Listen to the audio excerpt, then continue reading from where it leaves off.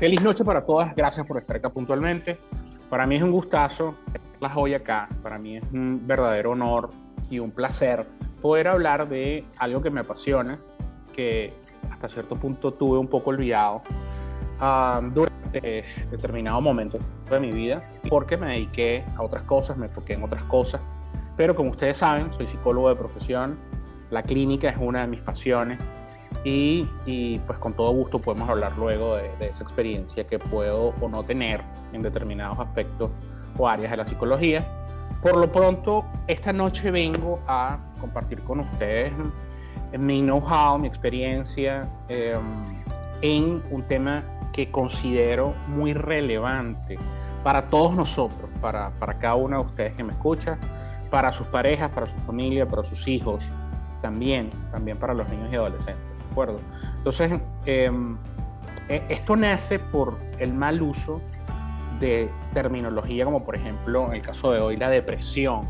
Hemos insertado en nuestro lenguaje cotidiano, en nuestra forma de comunicarnos, el término depresión, y hay como una especie de solapamiento entre tristeza y depresión, y yo creo que es importante que comencemos a llamar a las cosas por su nombre y ya vamos a entender a qué me refiero, ¿sí? Entonces, bienvenidas a este espacio.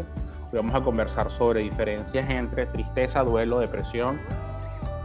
Van a ir surgiendo otros términos similares, algunos sinónimos, y con todo gusto vamos a profundizar en cada uno de ellos, ¿sí?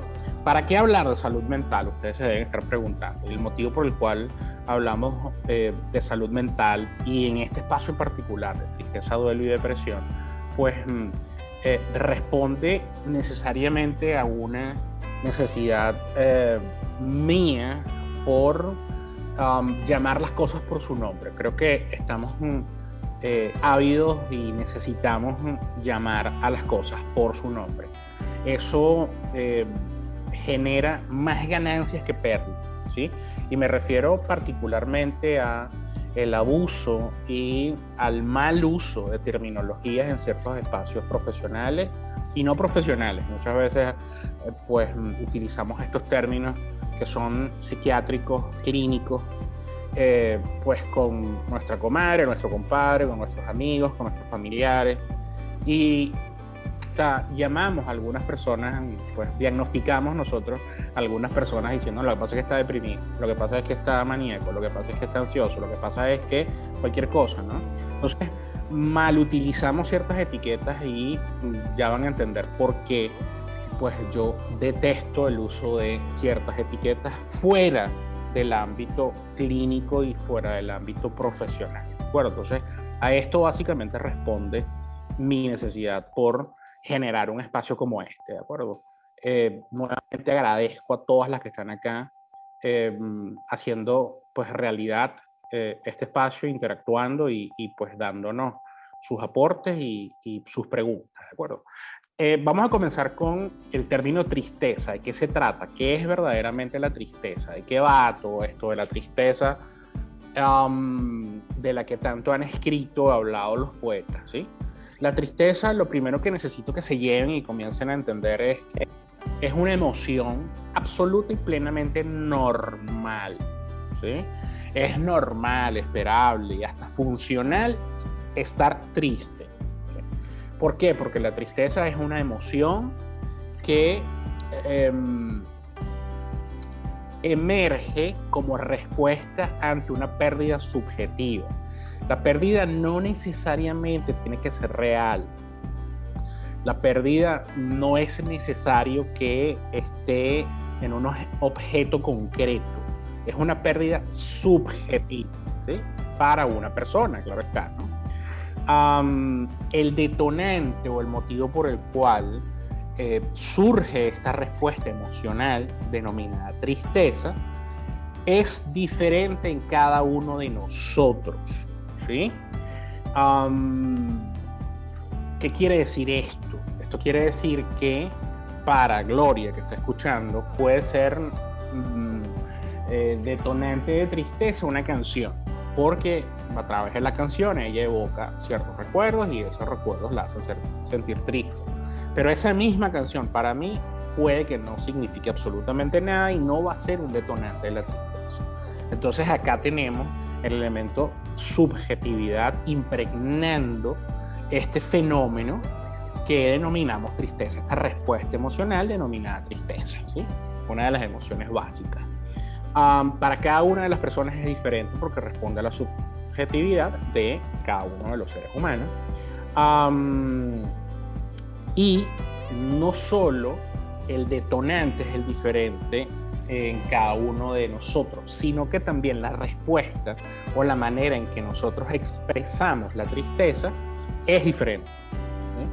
Mi respuesta, mi actuar, mi accionar, mi conducta, mi comportamiento cuando estoy triste no tiene por qué parecerse siquiera al comportamiento de Yeritza, que la estoy viendo acá en este instante, ¿sí? La respuesta comportamental, conductual de Yeritza es de una manera y la mía es de otra manera.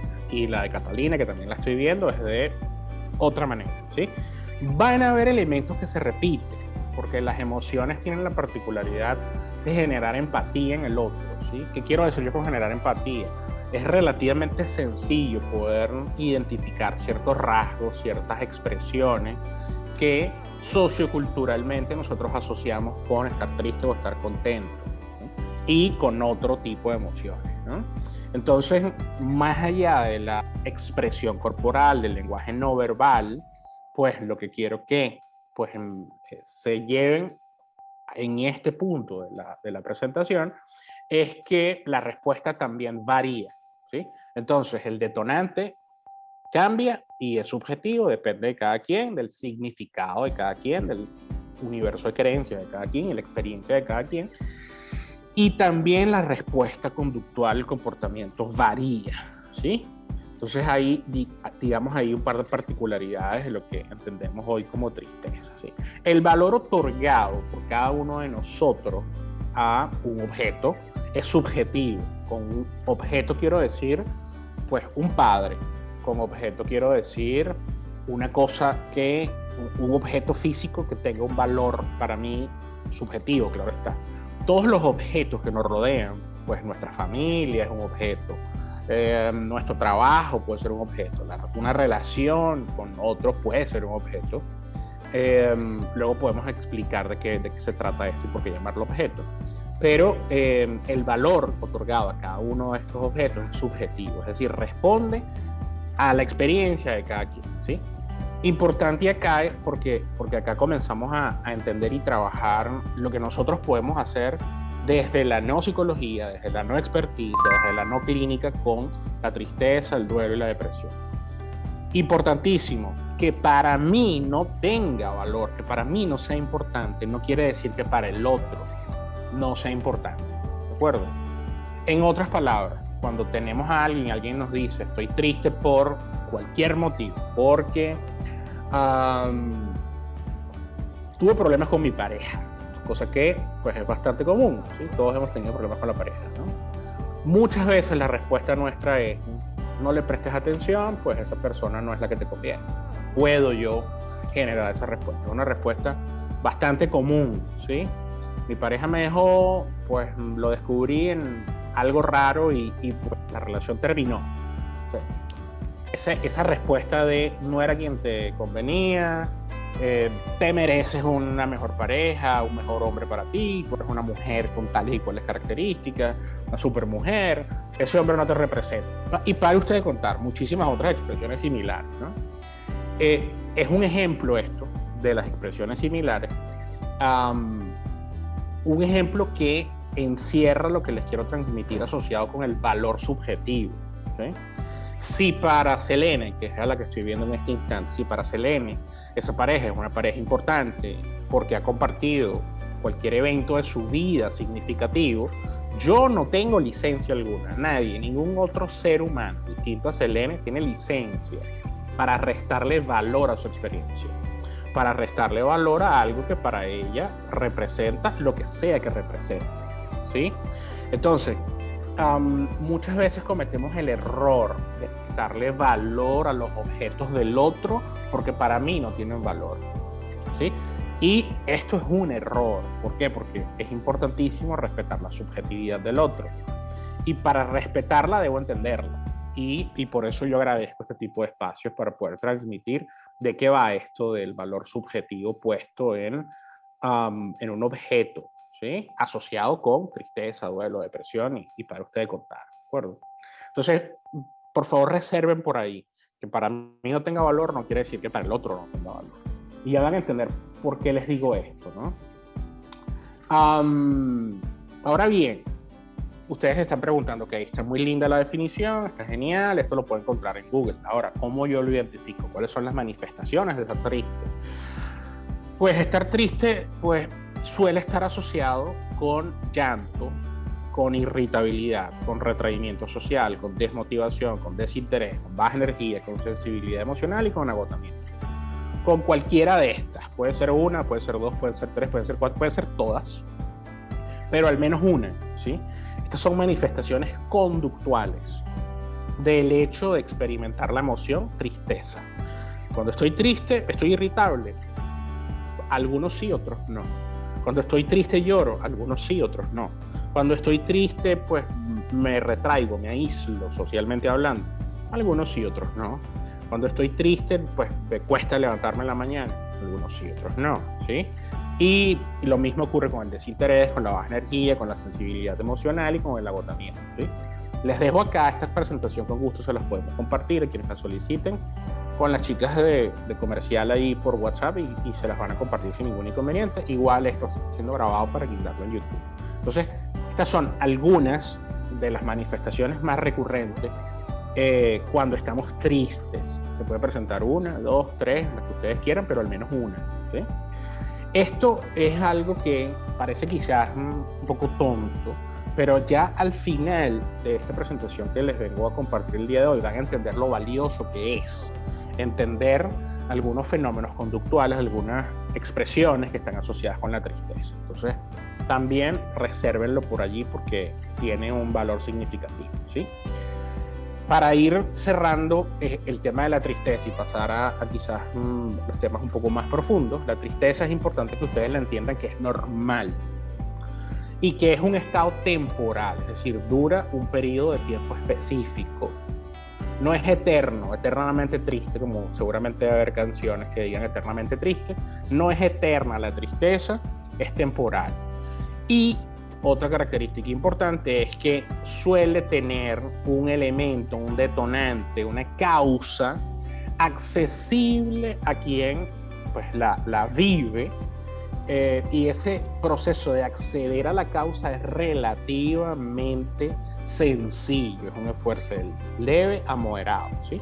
No tienen que ir al psicoanalista para cuestionarse ni para entender la causa de la tristeza, ¿sí? No tienen que ir al psicoterapeuta porque es una emoción, ¿sí? Cuando estamos emocionados no es necesario acudir a un especialista porque las emociones son normales y temporales, ¿de acuerdo? Entonces, es normal, es temporal y su causa es relativamente sencillo acceder a ella, ¿sí? Ya en breve van a entender dónde está la importancia del acceso a ella con un esfuerzo relativamente bajo, ¿sí? ¿Cuánto dura? Cuando yo les digo es temporal, ¿cuánto dura? Debería durar hasta 2 semanas, ¿sí?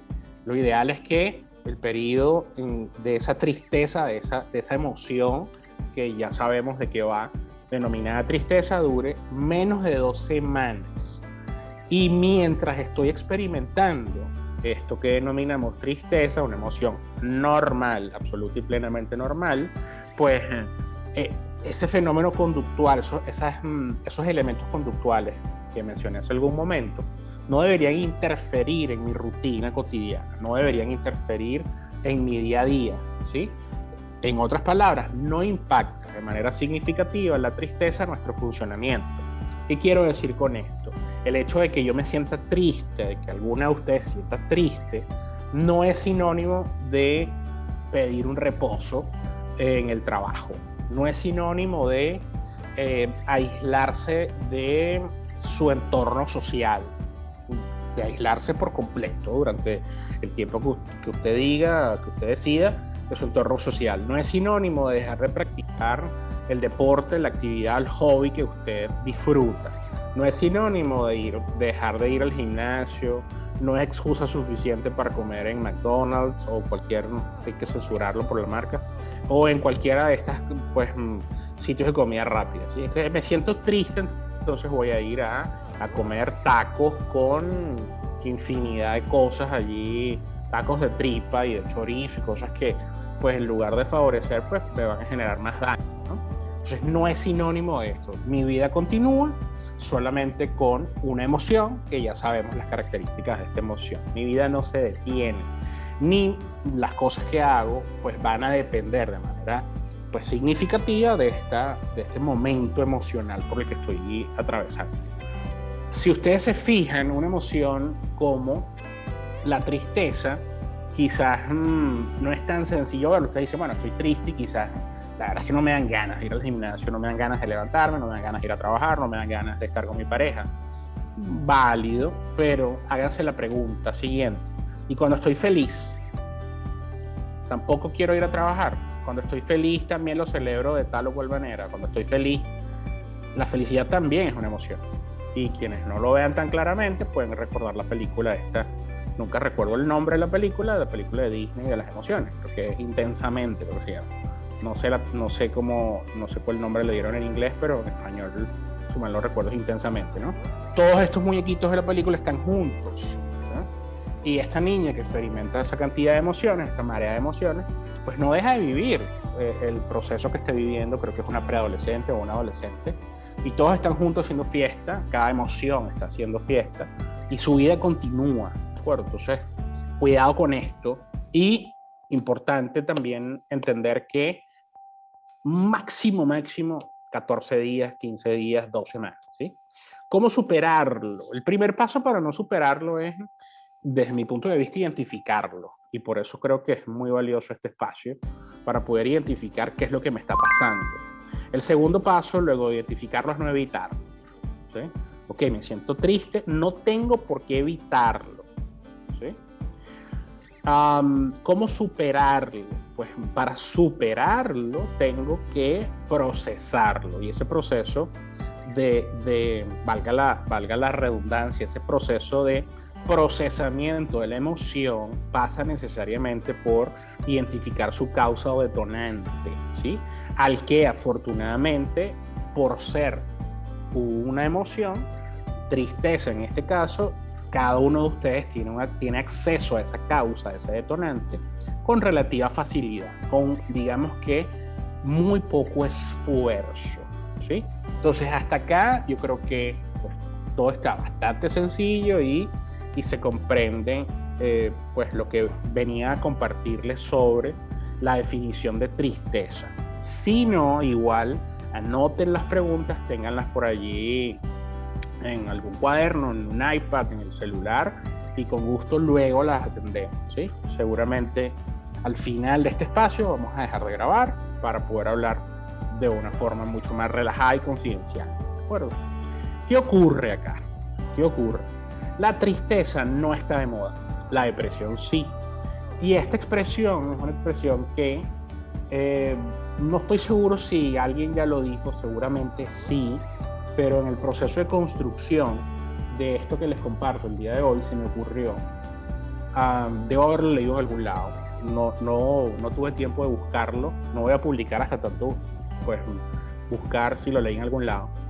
Y les quería compartir esta frase porque voy a hablar de una experiencia personal, ¿sí? Yo tengo una hija de 10 años, próxima a cumplir 11. O sea, es como una preadolescencia bien particular ahí, ¿no? Y pues yo como psicólogo, pues para mí como psicólogo es bastante complejo poder pues aplicar muchas herramientas que quizás por mi profesión tengo.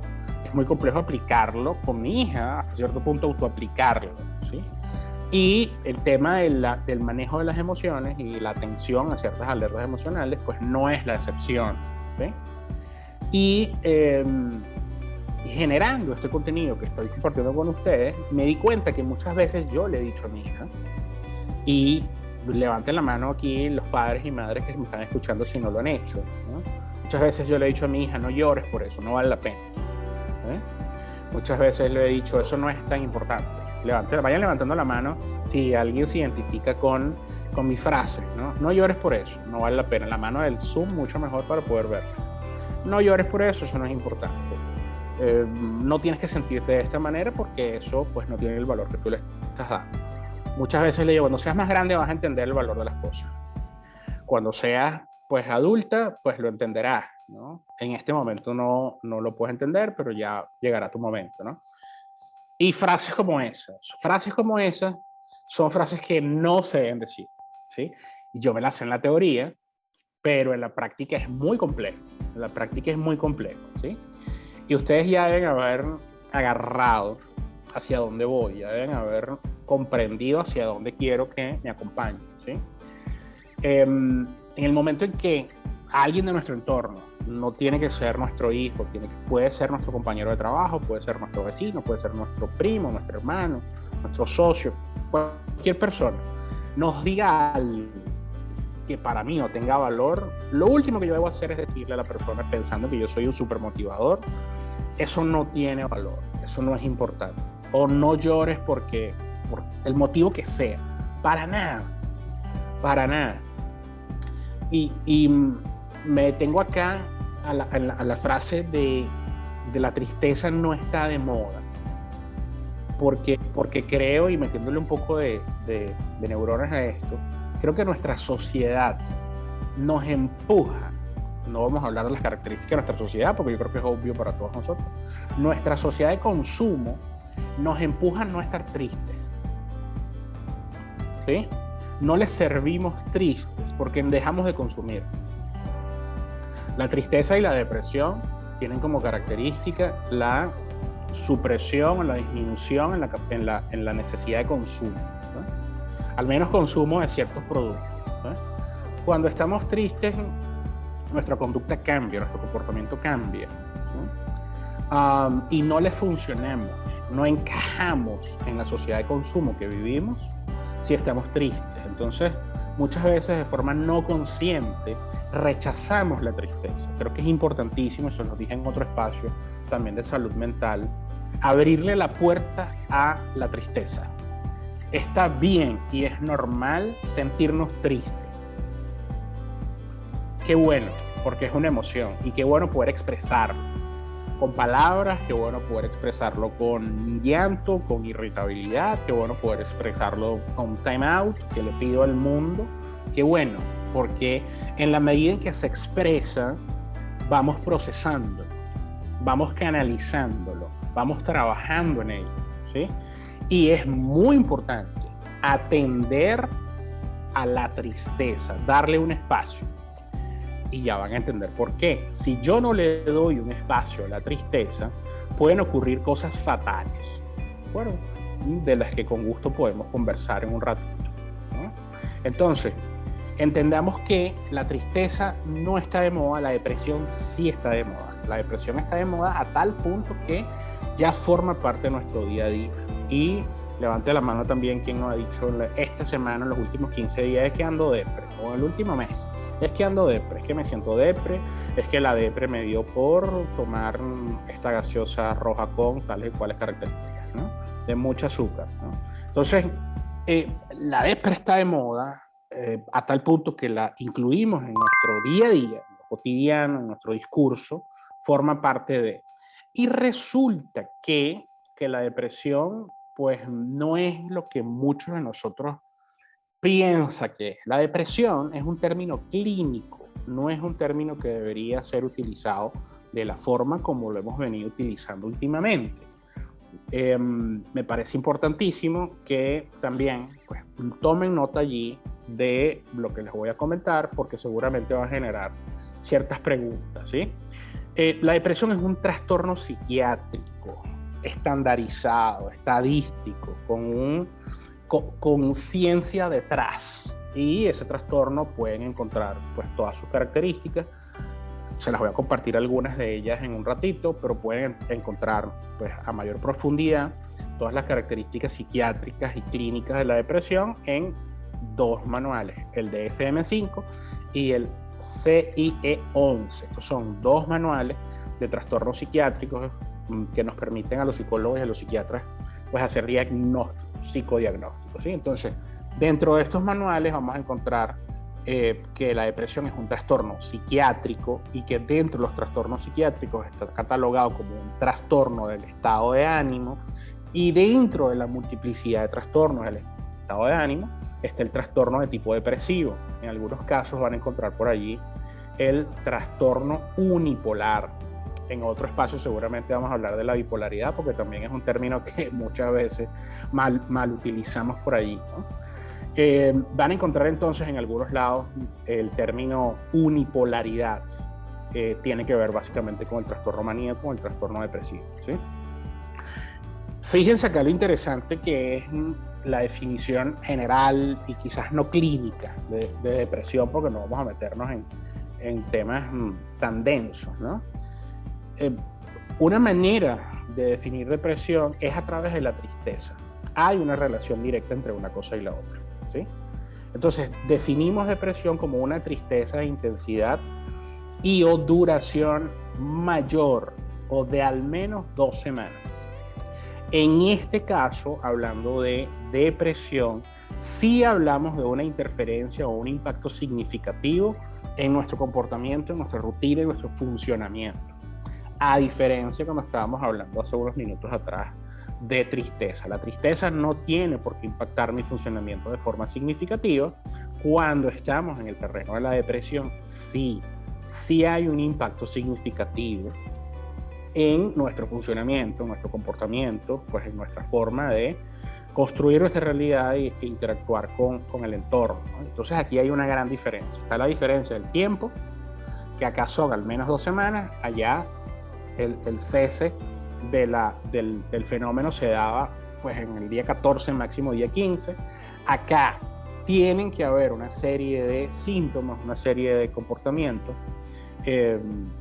por más de 2 semanas, es decir, el día 16 en adelante, 15, 16 en adelante, pues debe haber pues un comportamiento particular, ¿sí? Y ese comportamiento particular está asociado con una disminución en la capacidad de funcionamiento de la persona que lo padezca, ¿no? ¿Qué ocurre? Además de esta definición, que es una definición pues bastante genérica y pues comprensible, para hablar de depresión yo también tengo que identificar algunos síntomas, algunos comportamientos, algunos fenómenos psicológicos y conductuales. Y para de verdad y de forma profesional, pues hablar de depresión, tienen que haber al menos 5 de algunos de estos 8 comportamientos. Número 1, pues el estado de ánimo triste debe perdurar la mayor parte del día. Y esto es algo que pues la persona que lo experimenta puede percibirlo y también puede ser percibido por otro, ¿sí? No es necesario que usted lo perciba, otro puede percibirlo y otro puede identificar pues ese comportamiento, ese desánimo en usted, ¿sí? Disminución significativa del interés por actividades, pero no cualquier actividad, sino de esas actividades que generaban placer en mí, en la persona con el padecimiento. No de cualquier actividad, sino las actividades asociadas con placer. Variación de al menos 5% en el peso durante un periodo de 30 días. Esa variación puede ser pérdida o aumento. 5% de peso más o menos durante un periodo de 30 días, ¿sí? Y dentro de los fenómenos que recuerden que debe cumplir con al menos 5 y 2 semanas o más tiempo con esto: insomnio o hipersomnia, pues o no duermo o duermo demasiado; agitación o enlentecimiento, pues estoy muy agitado psicomotrizmente, psicomotoramente, o estoy enlentecido; tengo fatiga o pérdida de energía a lo largo del día o la mayor cantidad de tiempo del día; disminución significativa de las capacidades de pensamiento, atención, capacidad de análisis y toma de decisiones; y tengo pensamientos suicidas con y sin plan, o sin plan, con o sin plan, ¿sí? Lógicamente, el que ya tiene ideación suicida y tiene un plan, pues las alertas para nosotros son mayores de las personas que algunas veces solo lo piensan, pero no hay un plan asociado, ¿sí? ¿Por qué? Porque hay un nivel de procesamiento mayor cuando hay un plan asociado a, ¿de acuerdo? Entonces, si ustedes se fijan, hay un nivel de complejidad mayor. allá hablábamos de algunos fenómenos conductuales como el llanto, la irritabilidad, la sensibilidad, y aquí estamos hablando de criterios pues bastante estandarizados, y estamos hablando de más de 2 semanas, y estamos hablando de que pueden ser observadas por mí o por otros. Cuando involucramos a otros, pues la mayoría de las veces estamos trabajando en procesos de identificación de ciertos patrones en niños y adolescentes. Y los adolescentes pueden estar deprimidos, los adolescentes son los que menos acuden con un especialista, los que menos pues, van en busca de ayuda. Y si pues metemos en la ecuación a los padres son los últimos a quienes llaman, ¿sí? Podemos hablar al final de esto, de cómo abordarlo. Lo importante es que ustedes entiendan que en este caso no es la persona la única responsable de, también en su entorno puede generarse este proceso de observación. Y yo creo que es bastante evidente que dentro de las diferencias, pues está, pues en un primer momento la tristeza, pues no hay nada estandarizado, es algo como muy general, y en un segundo momento, cuando hablamos de depresión, pues sí hay como que un comportamiento y unos parámetros bastante más rígidos y bastante más claramente establecidos, ¿sí? Además de cumplir con al menos 5 de los criterios anteriores, que eran 8, también debe haber deterioro social importante. Este fenómeno, esta cantidad de fenómenos conductuales no debe ser atribuible a efectos fisiológicos por consumo de alguna sustancia o por alguna otra enfermedad. No hay un diagnóstico que explique mejor la situación, y pues ya en temas clínicos la persona no debe haber tenido nunca un episodio maníaco o hipomaníaco. En otro espacio podemos hablar de qué es esto de manía e hipomanía, entonces quizás un poco más clínico, ¿no? Hasta ahora todo parece bastante bonito y bastante sencillo de abordar, ¿sí? ¿Cómo evaluarlo? Lo evaluamos a través de una entrevista clínica, de una anamnesis, una entrevista semiestructurada, donde validamos a través de preguntas pues, la existencia de alguno de cada uno de estos fenómenos conductuales que les compartí anteriormente. Importante, además de la entrevista semiestructurada, de la anamnesis, pues la persona no debe estar atravesando por un duelo, es decir, o está atravesando por un duelo o cae en los parámetros de una depresión. No pueden estar en ambos, ¿sí? O mejor dicho, si la persona está atravesando un duelo, no puedo catalogarlo como un diagnóstico de depresión de ningún tipo, ¿sí? No debe haber organicidad, no debe haber un fenómeno orgánico pues, a nivel de cerebro que esté impactando la conducta. No debe haber consumo de sustancias, hay sustancias que pueden generar pues, conductas asociadas con algunos de estos fenómenos conductuales. Se debe valorar la ideación suicida, si hay un plan, si no hay un plan, si verdaderamente es una idea suicida u otra cosa, y debe haber un buen diagnóstico diferencial, que no es otra cosa que pues, hacer una comparación entre los otros posibles diagnósticos para llegar pues, a un diagnóstico pues, más acorde, ¿no? Ustedes vieron hace algún momento que uno de los elementos diferenciadores era el duelo. El duelo resulta que también es un término que nosotros hemos metido a fuerza en nuestro día a día, ¿no? Entonces, no, lo que pasa es que estoy de duelo porque, qué sé yo, cualquier cosa, que no tiene nada que ver con el duelo. Me parece importante entender de qué va esto del duelo y por qué separamos duelo de depresión. Entonces, el duelo es un proceso psicológico asociado con una pérdida, y en este caso la pérdida es concreta. La pérdida está asociada con un trabajo, con un familiar, con un objeto tangible. Hay un elemento tangible asociado allí que deja de estar presente, ¿sí? El duelo es de tiempo variable, puede durar 3 meses o puede durar 2 años, ¿sí? Lo esperable es que dure pues 3 meses, 4, 5, 6 meses. Pero si dura 3 años, 2 años, pues no necesariamente es un duelo patológico, como también se mal llama por ahí el término. Habría que evaluarlo. Pero de 3 a 6 meses, pues lo evaluamos, y pues es bastante comprensible que alguien que haya perdido un ser querido, pues atraviese por las fases del duelo durante 3, 4, 5, 6 meses y su vida continúa, ¿sí? No tiene los síntomas de una depresión el duelo. No necesariamente el duelo pues va a tener fenomenológicamente o conductualmente los síntomas de la depresión, y eso va a ser un elemento pues diferenciador. Aquí les comparto la curva de Kubler-Ross con las 5 fases del duelo, y seguramente vamos a hacer otro espacio, vamos a generar otro espacio para hablar de duelo y la fase.